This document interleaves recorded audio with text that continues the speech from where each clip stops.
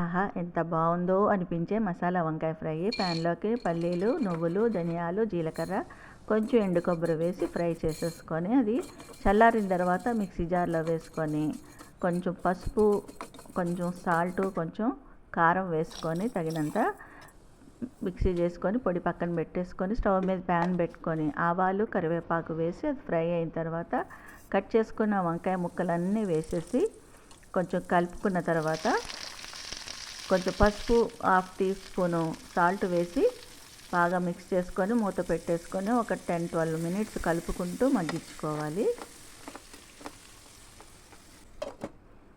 చూడండి మంచిగా మగ్గిపోయినాయి, చూసారు కదా ఇంత మంచిగా మగ్గాలి. ఇట్లాగా ఇంత సాఫ్ట్గా మగ్గిన తర్వాత అందులోకి మనం మసాలా పొడి ఒక 4-5 టేబుల్ స్పూన్లు వేసేసుకొని ఫ్రై చేసేసుకుంటే ఒక 3-4 మినిట్స్ మసాలా వంకాయ ఫ్రై రెడీ అండి. చాలా బాగుంటుంది.